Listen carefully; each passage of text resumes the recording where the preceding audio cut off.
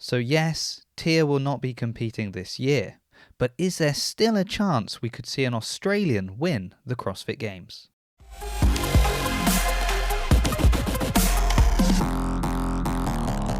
Now I know we shouldn't let what happens in off-season competitions influence us too heavily, but that being said, Ricky Garard's performance at Wodapalooza has got people talking.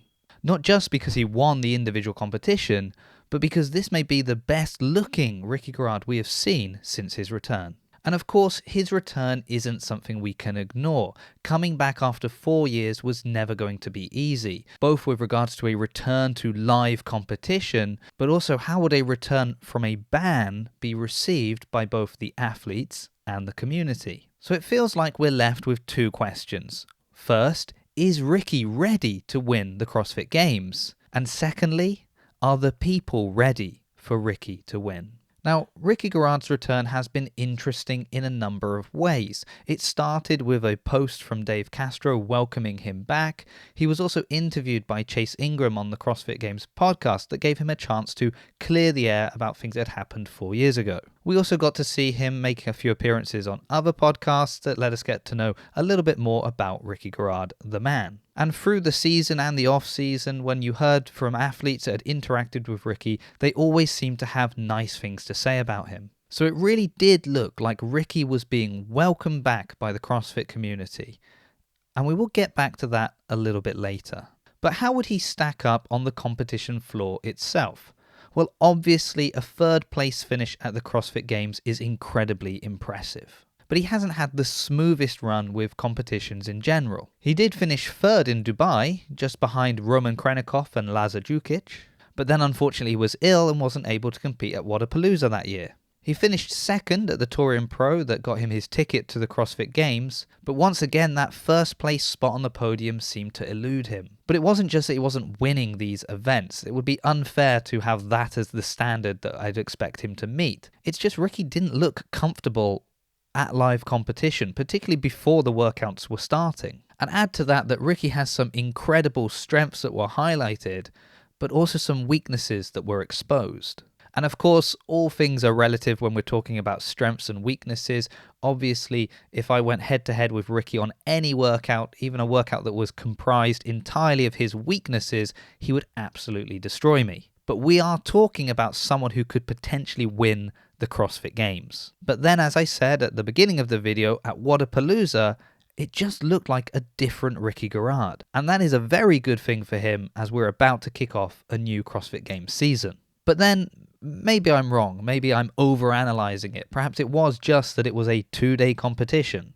So I then did my favorite thing. I asked a question. I actually reached out to Justin Cotler of Underdog Athletics, Ricky's coach, and asked him about Ricky's performance last season and going in to this season, and of course Wodapalooza.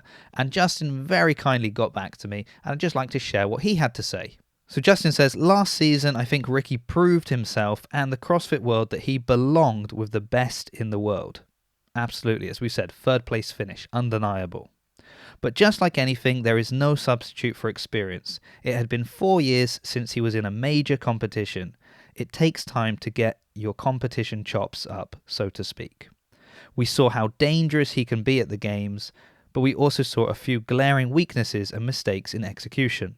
We've put a focus and premium this year on filling those holes, but more importantly on competition execution, knowing when to attack and knowing when to take your medicine. Wodapalooza was his best competition, start to finish, performance and execution-wise. He was essentially flawless.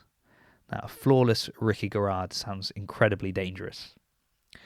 It is a massive confidence booster heading into the season. He's been very vocal that the goal this year is to win the games. Wodapalooza was a great first step. Well, first of all, it's nice to know that I'm not crazy. 4 years away has had an effect. But Ricky has definitely got his competition chops back and then some. And he did prove himself last year. As I've said, a third place finish at the games is incredibly impressive for anyone. And if he is working on those weaknesses, who knows what he's going to be able to pull off this year.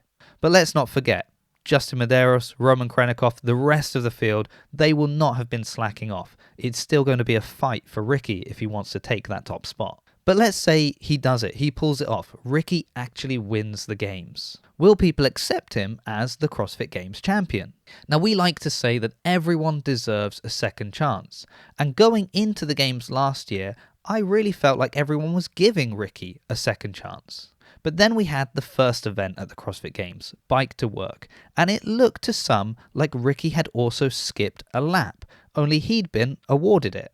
Now, when that happened, very quickly we saw people change. If you looked at the live stream and the comments, there were things like, once a cheater, always a cheater. Now, of course, it was absolutely proven that he had done all of the laps and he definitely hadn't cheated. But by that point, some people had already revealed how they truly felt. So I do wonder what would have happened last year if Ricky had won the games. But actually, just in making a successful defense is probably the best thing that could have happened. Because if he had been beaten last year, then he would have just been a one-and-done champion, winning the one time Matt Fraser didn't show up for competition. But being able to successfully defend it means that now, if someone can beat him, if Ricky can dethrone him, well, there is so much more weight to that victory, because you're beating someone who is a multi-time Games champion. But no matter what, with Tia not competing in the women's field, and Roman and Ricky biting at the heels of Justin Medeiros, could this year's CrossFit Games be the most interesting we've had in many years?